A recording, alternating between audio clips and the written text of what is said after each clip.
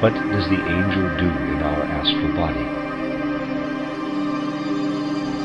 Our anthroposophical understanding of the spirit is not just a theoretical worldview, but rather an inspiring purpose for our life and a vital force. It is only when we can strengthen the anthroposophical worldview in us so that it comes to life for us that it can truly fulfill its task. Indeed, by uniting our soul with the anthroposophical understanding of the spirit, we have, in a sense, become the guardians of certain specific and highly significant processes of humanity's development. Generally, people choosing this or that worldview are convinced that thoughts and ideas only live in their soul, but have no other role or existence in the larger context of the world. That is, the adherents of most worldviews believe that their thoughts, ideas, and ideals will become a reality in the world to the extent that people manage to implement them through their physical actions. In contrast, accepting the anthroposophical view means realizing that making our thoughts and ideas come true takes more than just what we can accomplish with our actions in the sensory world. This basic and essential fact already implies that we anthroposophists are called upon to participate in watching over the signs of the times. Much is happening in the development of the world, and now, more than ever, it is up to us to develop a true understanding of what is going on in that development in which we also participate. Everyone knows that to understand an individual, we must consider that person's development, and not only his or her outer circumstances. For example, the events happening now in the sensory world around us concern us all, whether we are 5, 10, 20, 30, 50, or 70 years old. Yet no reasonable person expects that we all have the same relationship to the events, regardless of our age. To determine how people should relate to their outer environment, we need to consider their individual development, and nobody would doubt this. However, just as the individual undergoes a specific development and has different strengths in childhood, in middle age, and in old age, so humanity as a whole has developed different forces in the course of its development. In a sense, we are sleeping through the world's development if we fail to notice that humanity is essentially different in the 20th century than it was in the 15th, or in the time of the mystery of Golgotha, or even before that. It is one of the great failings and troubles of our time that people refuse to consider what I've just pointed out, and believe that they could speak of humanity or of the human being in general, and in the abstract, without having to take into account that humanity is always developing. The question, then, is how we can better understand these things, and we've often talked about important aspects of humanity's development. For instance, we know the Greco-Roman era, which lasted roughly from the 8th century before Christ to the 15th century of the Common Era, as the cultural epoch of the intellectual or mind soul. And the period since the 15th century is that of the consciousness soul. This alone already tells us something essential about our time in particular, namely that human development between the 15th century and the beginning of the 4th millennium depends primarily on the consciousness soul. However, in spiritual science, we must not content ourselves with generalities and abstractions, but must always strive to comprehend concrete facts. Abstractions satisfy at most a very ordinary curiosity, but are otherwise of no use. To make spiritual science come alive for us and be a vital force in our life, we must be more serious rather than merely curious, and must not stop at abstractions such as the ones I've just mentioned.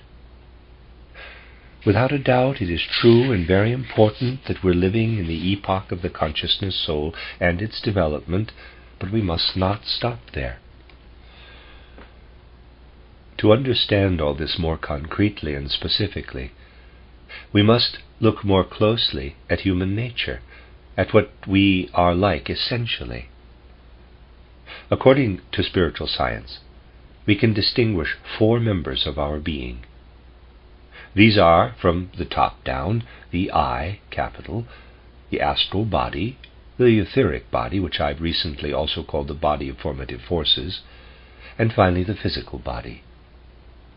Of these, the I is the one in which we live and are active with our soul and spirit. The I is essentially given to us by our development on earth and the spirits of form that direct it. And everything that enters our consciousness comes in by way of the I. It is the I that connects us with the world around us, and if it cannot develop so that it can stay connected, albeit only through the physical body, with the outside world, we will be as unconscious in our waking hours as we are while sleeping. The astral body, on the other hand, is given to us during the moon evolution that precedes our earthly evolution. The etheric body goes back even further to the sun evolution. And the first rudiments of our physical body were formed during the Saturn evolution. My book, titled An Outline of Esoteric Science, describes in more detail the complicated processes that led to what we now are as beings composed of the 4 above-mentioned members. As the facts presented in that book indicate, spirits of various hierarchies have worked together on the 3 components that envelop our I, the physical body, etheric body, and astral body, each of which is a very complex structure in itself. Moreover, the hierarchies were not only involved in creating the 3 spheres around our I, but are still working in them now. Ultimately, as long as we believe that we are nothing more than an amalgam of bones, blood, flesh, and so on, that is, of elements studied by the ordinary natural sciences, particularly by physiology, biology, and anatomy, we cannot understand ourselves as human beings. Studying the members of our being more closely will reveal that spiritual beings of the hierarchies are working purposefully and wisely together in the processes that run their course in our body outside of our awareness. Even the relatively sketchy outline in my above-mentioned esoteric science shows you already how complicated this collaboration of the various spirits of the higher hierarchies really is. But complicated or not, to understand our being, we must study these things closely in concrete detail. To start with, we can ask a concrete yet immensely complicated question, namely, what is the hierarchy of the seraphim, or the dunamis, for example, doing now in 1918 in our etheric body? Indeed, we can ask this kind of question with just as much justification as we can ask whether it is currently raining in Lugano. In both cases, the answer cannot be found by simply thinking or theorizing about the subject. Rather, we must get at the facts. For example, we would have to send a telegram or letter to find out whether it's currently raining in Lugano. Similarly, we must delve into the facts to find out, for example, what task the spirits of wisdom or the thrones are currently fulfilling in our etheric body. Of course, such questions are extremely complicated, and our answers can only be approximate. This will keep us from becoming proud and arrogant in our striving for true insights and knowledge. In a sense, the higher beings that concern us directly are the ones about whom we can attain some clarity and certainty. They are also the ones we need to understand clearly, so that we're not asleep in regard to their role in our development. We can start with a question that is not as vague and undefined, though it was also quite specific, as the above-mentioned one about the work of the dunamis, or thrones, in our etheric body. A question to start with, and one that concerns us directly, especially in the present time, asks about the work the angels, the higher beings in the hierarchy immediately above us, are currently doing in our astral body. In our inner organization, the astral body is directly adjacent to our eye, and we thus have every reason to hope that answering the above question will be important to us. Moreover, the angels are the hierarchy directly above ours, and are thus, of all hierarchies, the closest to us. Clearly, then, the answer to our modest question about the work of the angels in our astral body at this time in humanity's development, that is, in the 20th century, in the cultural epoch that began in the 15th century and will last until the beginning of the 4th millennium, is of great significance for us. To begin answering such a question, we must take spiritual science seriously. We're not just playing with words and ideas here, but our spiritual science works in areas where the spiritual world becomes accessible, and the hierarchy immediately adjacent to ours can indeed be made palpable and comprehensible. Not surprisingly, the above-mentioned question can only be answered meaningfully in the epoch of the consciousness soul. You might think that this question could have been asked and even answered in other epochs, but in fact it could not have been answered at all in either the era of Atavistic clairvoyance or that of the Greco-Roman culture. Indeed, the images Atavistic clairvoyance generated in the soul obscured the activities of the angels in our astral body, so that they could not be observed. In other words, those activities could not be seen because of the images generated by Atavistic clairvoyance. In the Greco-Roman epoch, human thinking was not yet as strongly developed as it is now. Human thinking has undergone a development and become stronger, particularly as a result of the modern scientific age. Consequently, the age of the consciousness soul is the only one in which we can consciously approach questions like the one I mentioned above. As you see, spiritual science does not inundate people with mere theories. Rather, it offers concrete insights of far-reaching significance, and in this way proves its usefulness for our life. To find out what the angels are doing in our astral body, we must advance to a certain level of clairvoyant perception, so that we can look into our astral body and see what is going on there. In other words, we have to achieve at least a certain level of imaginative perception if we want to answer the question under discussion. Then we will be able to see that the hierarchy of the angels is forming images in our astral body. The angels are both working jointly and also individually, since each one of them has a specific task to fulfill for the person under his charge, and each of us has an angel, as I've explained before. The angels are forming images in our astral body, and they do so under the direction of the spirits of form. Without imaginative perception, we could not know that the angels are continuously forming images in our astral body, images that appear and then vanish again in constant ebb and flow. Without these images, we could not develop toward a future that is in line with the intentions of the spirits of form.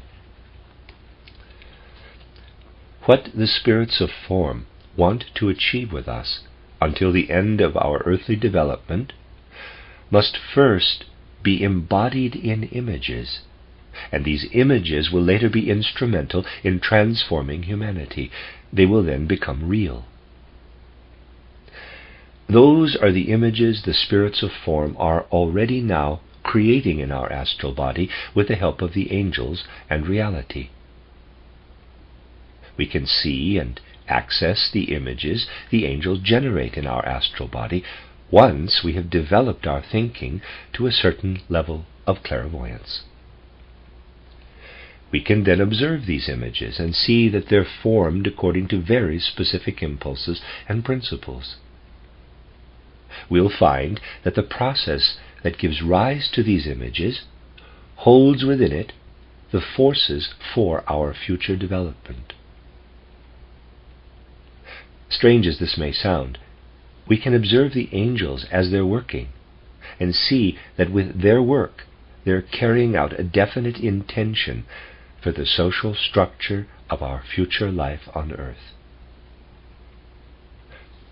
In other words, they want to generate images in our astral body that will lead to specific social conditions and structures for the human society of the future.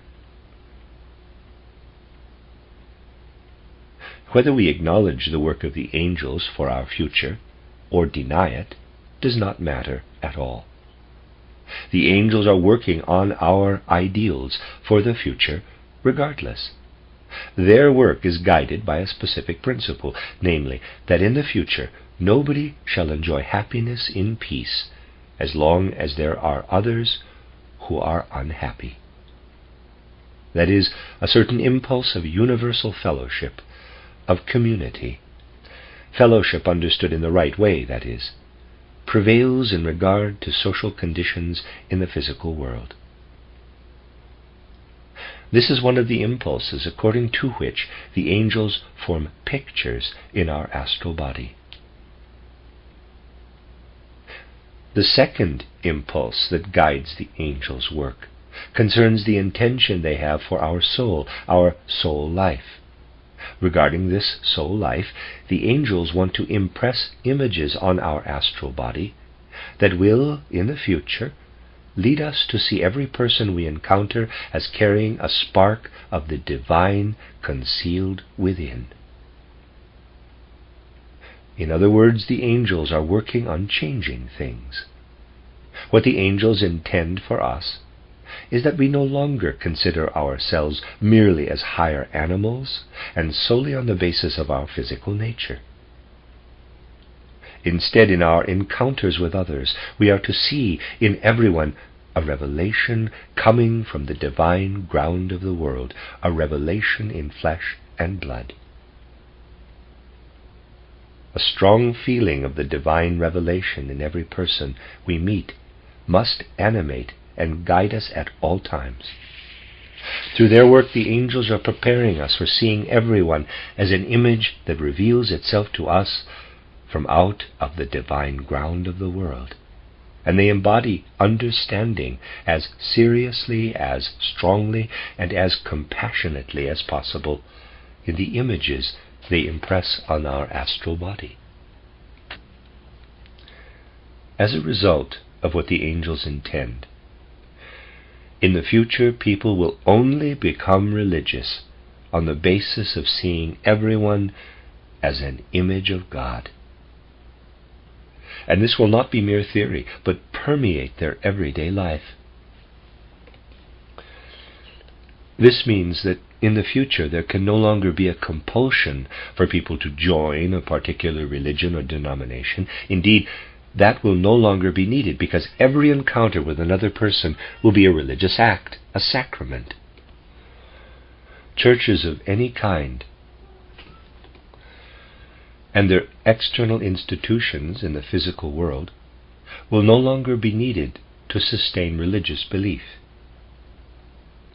In other words, if the churches understand themselves rightly, they cannot have any other goal but to make themselves redundant on the physical plane by turning all of life into an expression of the supersensory or spiritual realm. In any case, at the bottom of the impulses guiding the work of the angels is the intention to spread religious freedom over all of humanity. In addition, the angels want to enable us to come to the Spirit by way of our thinking, to bridge the abyss between the physical world and the spiritual realm with our thinking. In other words, spiritual science for the spirit, religious freedom for the soul, and fellowship for the body. These are the principles resounding like a cosmic melody through the workings of the angels in our astral body. All we need to experience firsthand the angels' wonderful activity in our astral body is to raise our consciousness to a certain higher level.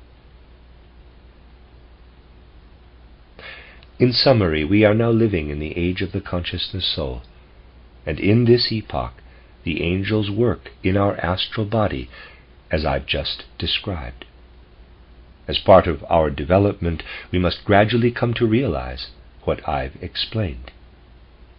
You may wonder where we can find evidence of the angels' work, and at this point we can only find it in the sleeping person. The evidence can be seen in the time between our falling asleep and waking up, as well as in waking sleep states. As I've often pointed out, even when we are awake, we often sleep right through our life's most important events. And unfortunately, I can assure you that when you look around with open eyes, you will see that these days very many people are really deeply asleep. They don't care about what happens in the world and remain indifferent and detached. The great events of world history often pass them by, just as we don't notice what happens in a city at night while we're sleeping. Though people seem to be awake, in reality they're asleep to what is going on. And it is precisely when people in their waking hours sleep through significant events that we can see how the angels are working in their astral body in the way I've described, and their work is taking place whether we want to believe it or not. All this seems mysterious and paradoxical. We often consider this or that person to be unworthy of any kind of relationship to the spiritual world, when in reality the individual in question turns out to be merely quite a sleepyhead in this incarnation, one who sleeps through everything going on around him or her.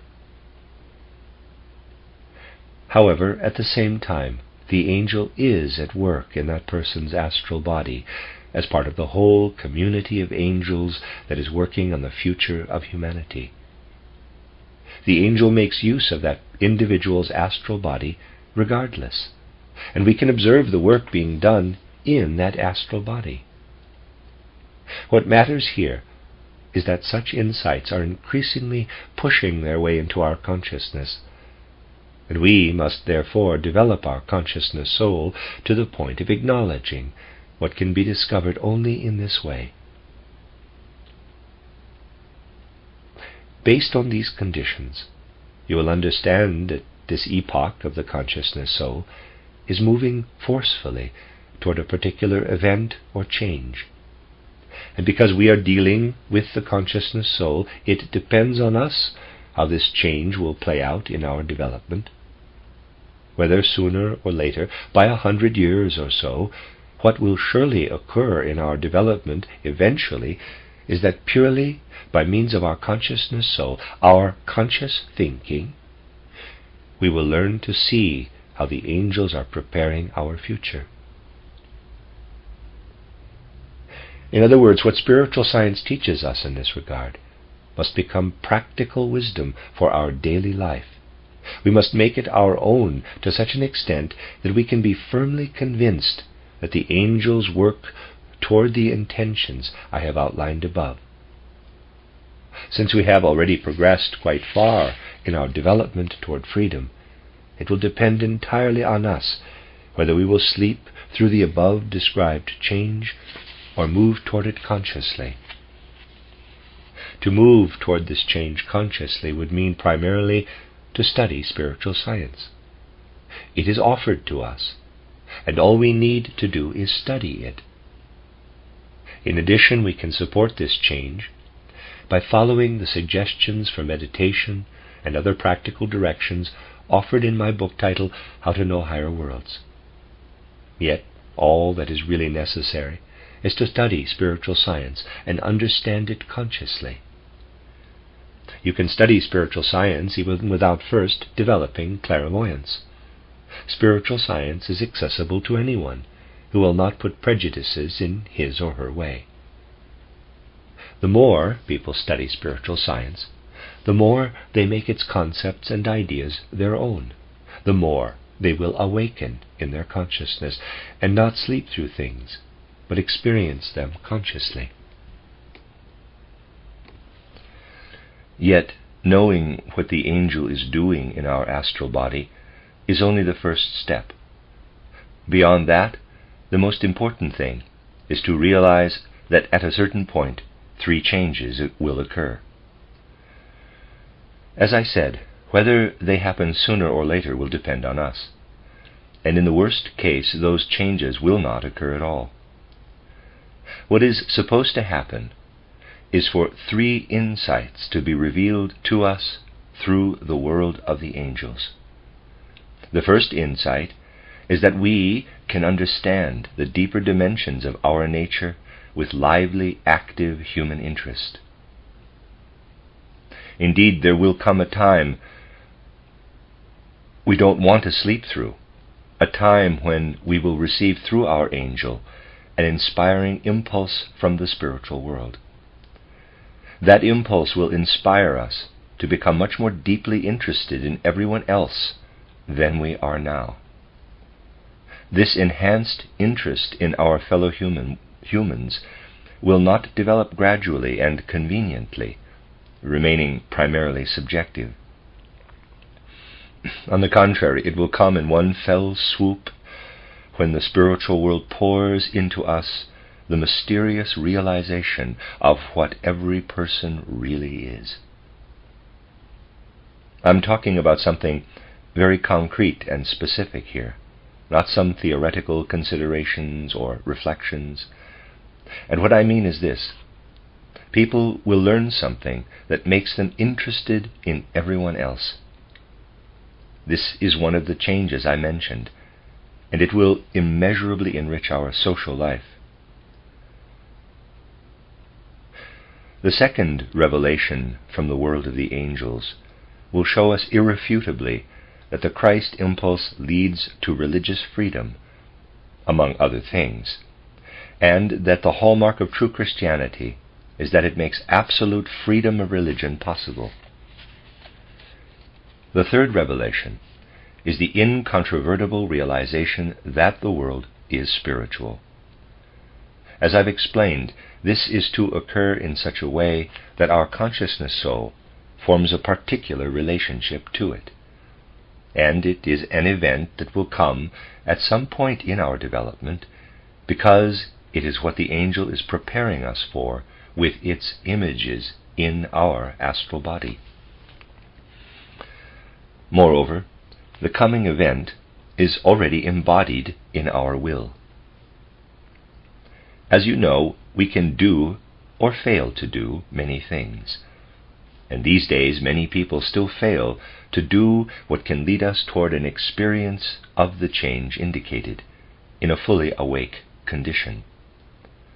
At the same time, there are beings that have an interest in knocking us off track, the Ahrimanic and Luciferic beings. What I've just explained is part of our divine development. Indeed, if we followed our own spiritual nature, we would have to realize what the angel is unfolding in our astral body. However, the Luciferic influence in our development pushes us off course, and thus prevents us from realizing the work of the hierarchy of the angels. The Luciferic beings push us off track by interfering with our free will and keeping us in the dark about carrying out our free will. Though they make us into good people, indeed in this context Lucifer wants us to be good and spiritual, they also try to make us into automatons and rob us of our free will. In other words, the Luciferic beings want to help become clairvoyant in accordance with the principles of good, but without free will. They want to turn us into clairvoyant automatons, so to speak. By robbing us of our free will, they also take away our ability to choose evil. They want us to act based on spiritual principles, but only as a sort of imitation or copy, without free will. Basically, if the Luciferic beings have their way, they will turn us into automatons. To explain this, we have to take into account certain mysteries of evolution. As you know, the Luciferic beings stopped developing at a certain stage in their evolution, and now bring alien elements into our otherwise normal development. These Luciferic beings are greatly interested in preventing us from fully developing our free will, because they themselves have not been able to develop it. Free will can only be attained here on earth, but those beings don't want anything to do with the earth. They are content with having gone through the Saturn, Sun, and Moon evolution, and that's where they want to stop, rather than be part of earthly evolution. Basically, they hate our free will.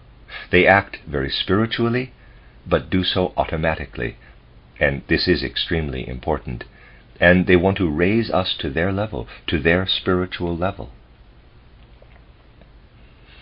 In other words, they want us to be automatons, albeit spiritual ones. The danger there is that if we become spiritual automatons before our consciousness soul is fully functional, we will sleep right through the revelation that is to come, the one I've described above. The Ahrimanic beings are also working to oppose that revelation. They don't want to make us particularly spiritual, but instead aim to deaden our consciousness of our own spirituality. That is, they want to instill in us the belief that we are nothing more than perfectly developed animals. Thus Ahriman is the great teacher and advocate of materialistic Darwinism, and of those technical and practical activities in our earthly evolution that accept only the outer sensory life as real and deny everything else. Ahriman is behind all endeavors aimed solely at spreading technology for the purpose of more efficiently satisfying our need for food and drink, and our other physical needs that we have in common with the animals. The Ahrimanic spirits in our time strive to kill or darken our awareness of being made in the image of God. They want to kill the consciousness soul within us by means of all kinds of sophisticated scientific advances. In previous ages, it would not have done any good for the Ahrimanic spirits to try to obscure the truth with their theories, because during the Greco-Roman epoch, and even more so in still earlier times, people still had atavistic clairvoyance and the pictures it provided. And therefore it didn't much matter what people were thinking. With the help of those inner pictures, people could see into the spiritual world, and thus whatever Ahriman might have tried to teach them about their relationship to the animals would not have made any difference in their life. It is really only in our fifth post-Atlantean epoch, which began in the 15th century, that thinking has become powerful. We could say it is mighty in its powerlessness. Unlike in previous times, since the 15th century, thinking has become able to lead the consciousness soul into the spiritual realm. And at the same, it also gained the power to prevent that soul from entering the spiritual world. In contrast to earlier eras, in our time, theories and sciences are consciously trying to rob us of our divinity and of our experience of the divine. This has not been possible prior to the age of the consciousness soul, and that is why the Ahrimanic spirits are trying especially hard now to spread teachings that blot out our awareness of our divine origin. These explanations of the forces opposing our normal divine development already tell you what you need to do in your life so that you will not be asleep to the revelation that is to come into human evolution. If we're not awake for the coming change, we run the risk that instead of a significant event that is to intervene powerfully in our future earthly evolution, everything detrimental and dangerous to that evolution will take place. Therefore we must be careful and on the alert. After all, certain spiritual beings advance in their development through ours. That is, they develop right alongside us. For example, the angels that are forming images in our astral body are not doing this just for fun, but to accomplish something. What they must accomplish can only be achieved in our earthly development. Therefore, if we were to deliberately ignore all this after the development of our consciousness soul, then everything the angel did was for nothing, and is reduced to nothing but a game. That is, if we deliberately and consciously ignore what I've talked about here today, the work of the angel is reduced to just a game. It is rendered futile. It is only when we allow these things to become real that the angel's work is redeemed in all its seriousness and purposefulness. This also tells you that the work of the angels must remain serious no matter what. After all, you can imagine the chaos behind the scenes of existence if we could turn the work of the angels into a game merely by being sleepyheads. You may wonder what will happen if humanity insists on sleeping through the important spiritual revelation that is coming. For example, if people were to sleep through the second part of that revelation, that is the part about freedom of religion, and thus would miss the recurrence of the mystery of Golgotha on the etheric plane, then the angels would have to find a different way to do what they had intended to accomplish with the images in our astral body. I've often talked about the coming of the etheric Christ, and if people are not awake for it, and for the other simultaneous occurrences, then the angels would have to find another approach. As it turns out, what we don't allow the angels to accomplish by our refusing to wake up to things, they will then have to carry out by means of our sleeping body. In other words, what we are sleeping through in our waking hours, and thus prevent the angels from fully accomplishing those things would then have to be achieved with the help of our sleeping physical body and our etheric body, both of which remain behind in our bed when we're asleep. Let me read that sentence again.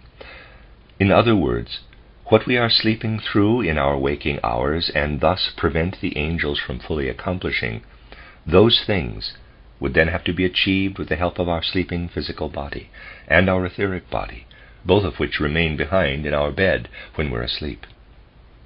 The angels would then be looking in those bodies for the forces they need to help them accomplish their tasks.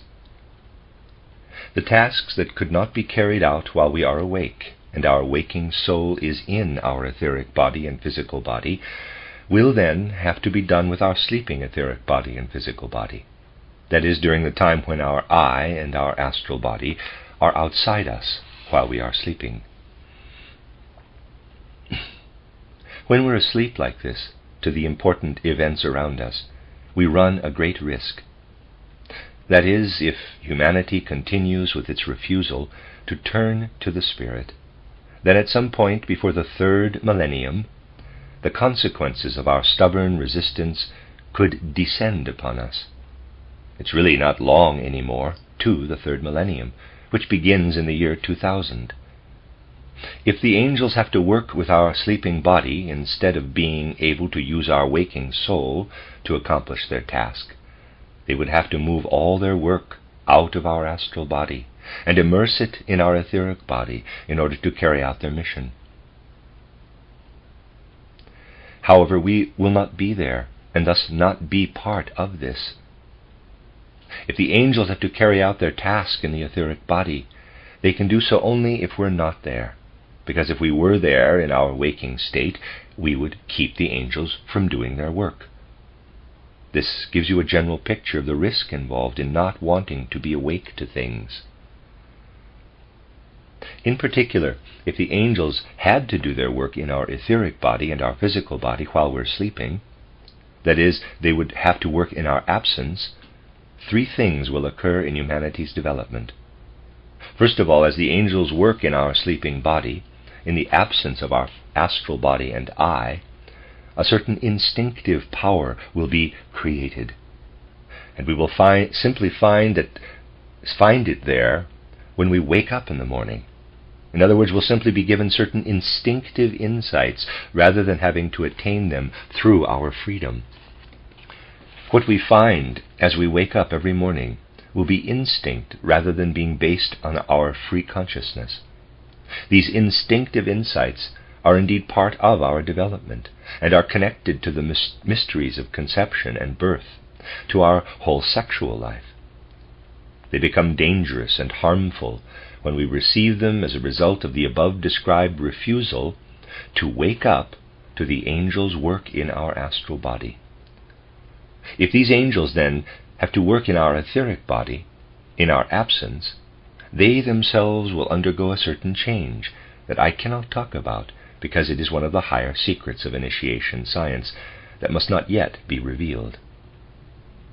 However, what I can tell you is that if human development takes the turn described above, then certain sexual instincts will emerge and gain ground, not in a beneficial or useful way in our waking clear consciousness, but in a destructive way as pure instincts.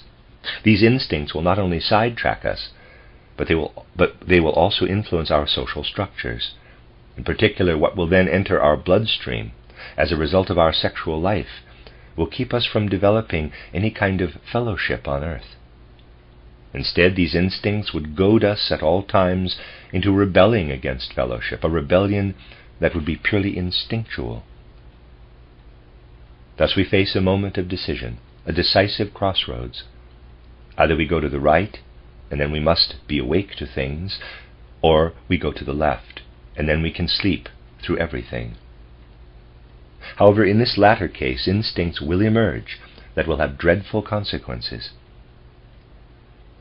Natural scientists' response to the emergence of these instincts will be to say that this development was inevitable and an absolute necessity.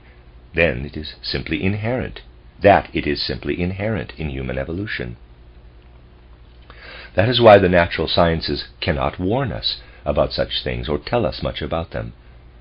After all, whether human beings turn into angels or devils, the natural sciences would have an explanation in either case, for to them everything happens as a result of what precedes it. There you have the great wisdom of explanation based on causality. The natural sciences will not even notice the event I've described here today, because they will naturally consider it an absolute necessity that people become near devils because of their sexual instincts. Basically, we cannot explain these things by means of the natural sciences, because for them everything can be explained scientifically. It is only through spiritual, supersensible insight that these things can be understood. The second consequence that will follow from the work that will cause changes in the angels is an instinctive but detrimental knowledge of certain remedies. Indeed, everything related to medicine will get a tremendous boost in the materialistic sense. People will instinctively perceive the healing properties of certain substances and certain activities, and will do great harm with that. But they will call the harm they do useful and beneficial. As a result, people will call the sick healthy, for they will realize that then they can get involved in certain activities, perform certain actions that they will enjoy. Indeed, people will enjoy doing what is unwholesome. Basically, there will be growing knowledge of the healing properties of certain processes and activities, but it will lead us onto dangerous ground.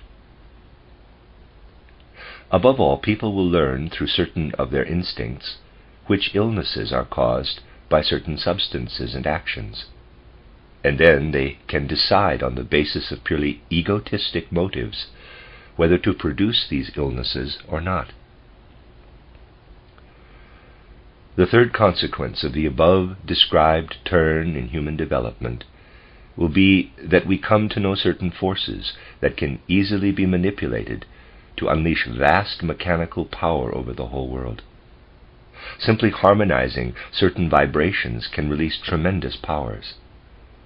As a result, we will be able to instinctively exert some control over the realm of mechanics and machines, and then technology as a whole will be on dangerous ground. Our egotism will be pleased with this development and find it useful. To properly appreciate these concrete details concerning our development, we must develop a spiritual view of life. For without it, if we rely on an unspiritual view, these things will remain unclear to us. Without a spiritual view of life, we would be at a loss when the above described harmful medicine takes hold, when our sexual instincts go badly astray, when the world mechanism goes awry regarding the use of natural resources through spiritual powers. Without a spiritual worldview, we would not be able to understand or even notice these things and how they are pushing us off our true path. Indeed, without spiritual understanding, we would be much like the sleeping person who does not notice the thief coming at night to rob him, and only sees the damage later when waking up, and by then it is too late. It would be a rough awakening indeed. We would delight in the expansion of our instinctive knowledge of the healing properties of certain substances and processes. We would enjoy living out our sexual instincts gone awry, and we would praise particularly this last aberration as an exceptionally fine form of the superhuman and of impartiality and tolerance. In a sense, what is ugly would become beautiful for us, and vice versa. And we would not even notice this, because it would appear to us as an absolute necessity, as the way things must be. Nevertheless, we would be off our true course, which has been prescribed for us even in regard to our own inner nature. In contrast, once we accept spiritual science and develop a sense for how it can color our outlook on everything, we can seriously consider the truths I've talked about here today.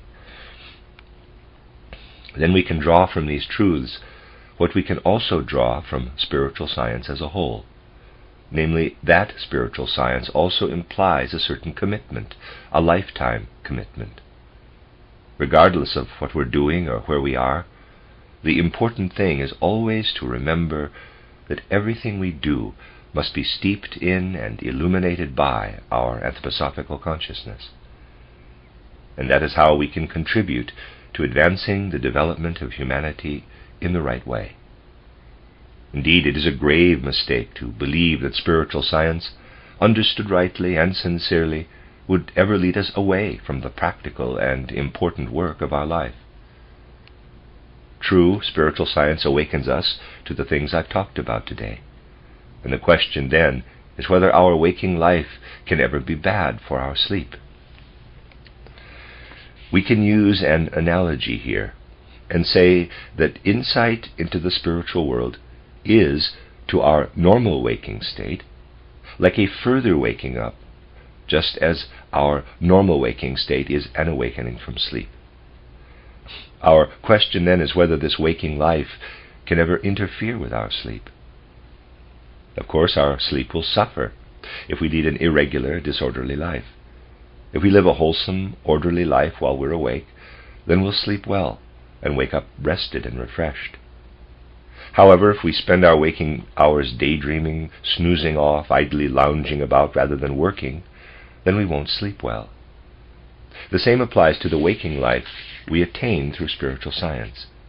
If we use spiritual science to develop a solid and orderly relationship to the spiritual world, then this right relationship will get us on the right track in our ordinary sensory life here in the physical world. If we're at all awake these days, we cannot fail to notice that especially in recent decades, people often boast of their so-called practical experience in life. Indeed, these days, those who have the greatest disdain for ideals and everything spiritual have managed to get into leadership positions all over the world. They could proclaim all they wanted about this practical experience as long as humanity did not get dragged into the abyss with them. However, now some of them are starting to groan, instinctively for the most part, and call for a new era to begin and for new ideals. But it's just instinctive groaning. And if these things were to come about without people consciously delving into spiritual science, they would be more conducive to the deterioration of what we are to experience in our waking state, rather than to any kind of beneficial advance in our development. Nowadays, those who speechify and trot out the old saws may still meet with applause, but people will have to get used to hearing other words, other ideas, if a social cosmos is to arise out of the current chaos. The truth is that if we fail to be awake when we should be, and thus do not discover what should be happening, then nothing real can happen. Instead, the ghost of the preceding epoch will haunt us, much as many religious denominations of our time are haunted by the ghosts of the past, and as our laws are haunted by those of ancient Rome. Particularly in this regard, the mission of spiritual science, in the age of the consciousness soul, is to set us free by leading us to the true observation of a spiritual fact, namely, the work of the angel in our astral body. Talking abstractly about angels and so on can at best be the first step. True progress can be made only if we speak concretely, that is, if we answer the most burning question that concerns us in relation to our specific time. The question we've talked about here today concerns us deeply, because the angel weaves images in our astral body that are to give a certain form to our future, a form that is to be implemented by the consciousness soul. If we did not have a consciousness soul, we would not have to concern ourselves with these things. In that case, other spirits and other hierarchies would intervene to accomplish what the angel is weaving in our astral body. However, since we are to develop our consciousness soul, no other spirits can step in to take the place of the angel and carry out what the angel is weaving.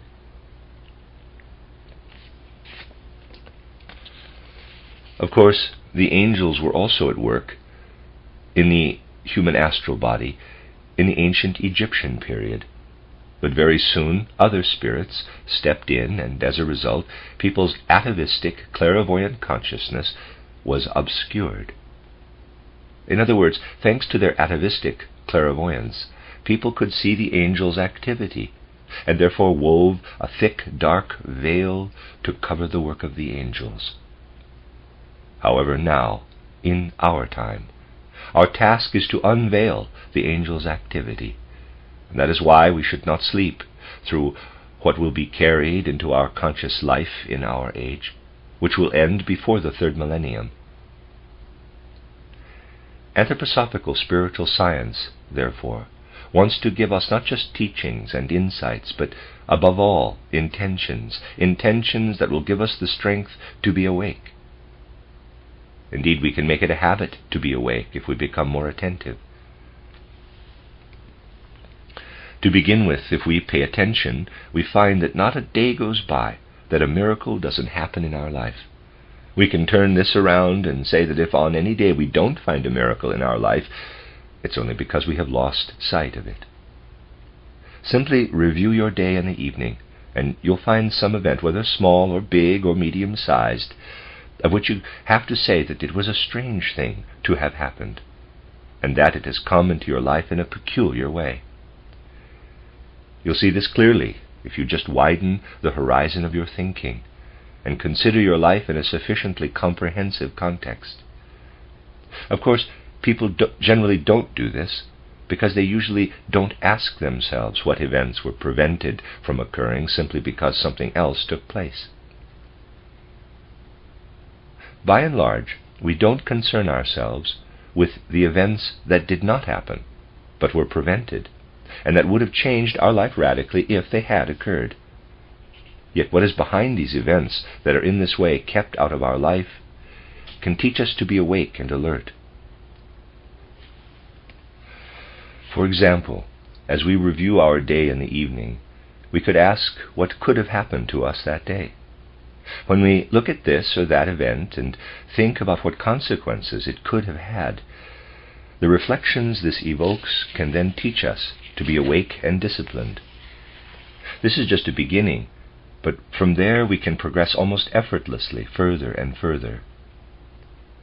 Finally, we will begin to think more deeply about the significance of events for our life. For example, if we had planned to go out at 10:30 in the morning, but are delayed because someone drops by for a visit at the last minute, we may be annoyed at the delay, but will then also think about what might have happened if we had left the house as planned. We will then consider what changes have been wrought in our life as a result of our not leaving on time. I've talked about these things here previously in greater detail. A straight path leads from the perception of the negative in our life, which can nevertheless testify to the wise guidance of our life, all the way to the perception of the angel working and weaving in our astral body. It is a straight, safe, and clear path that we can easily follow.